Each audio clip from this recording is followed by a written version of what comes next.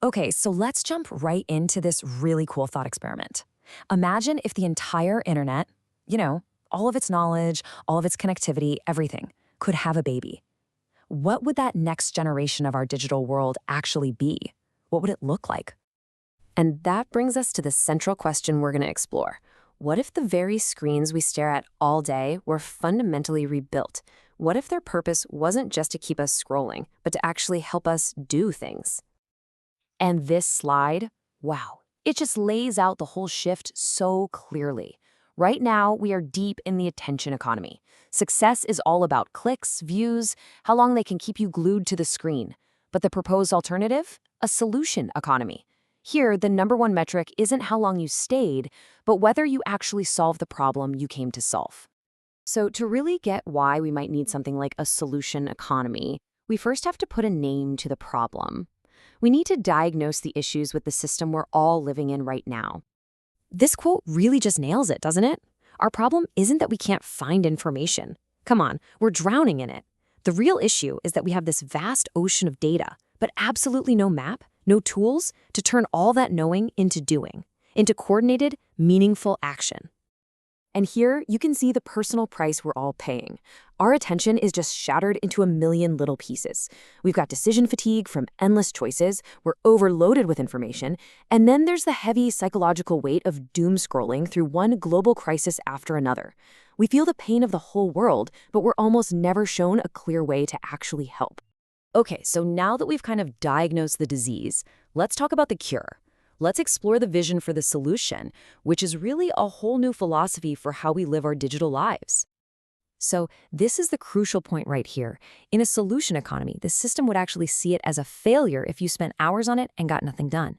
Its entire goal is to help you fix your issue and then, and this is the wild part, for you to log off and go live your life.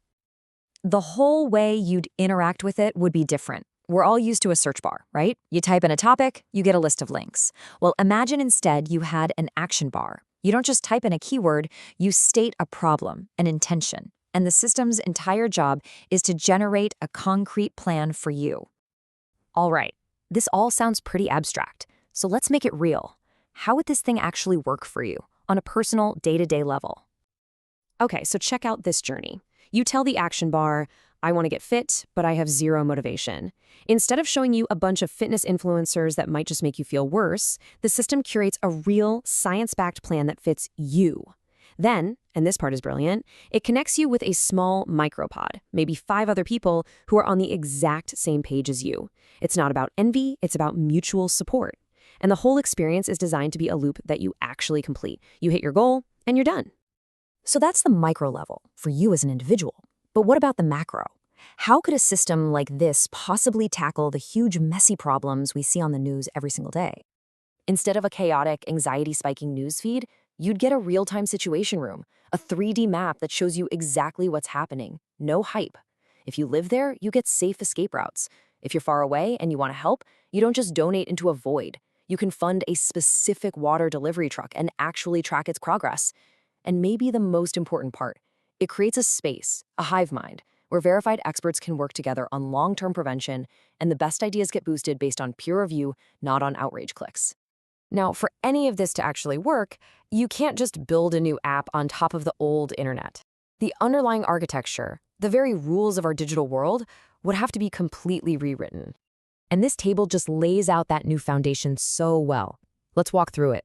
The filter for what's true isn't what's viral anymore. It's what's been verified by peers and data. The engine isn't matching ads to your cookies, it's matching solutions to your stated needs. The currency, this is huge. It's not about likes and clout. It's about impact points, about verifiable contributions you've made. And finally, the tribe. We move from permanent polarizing echo chambers to these temporary solution swarms that come together to fix one thing and then disband. So when you zoom out, the vision here is for a fundamental evolution of what the internet is for. It's about building a system that helps us transition from being just passive consumers of information to becoming active participants in creating solutions. It's a real shift from the information age to the action age. And all of this leaves us with one final and I think really important question to chew on. If a tool like this, a true global nervous system for problem solving, was in your hands right now, what would be the very first problem you would type into that action bar?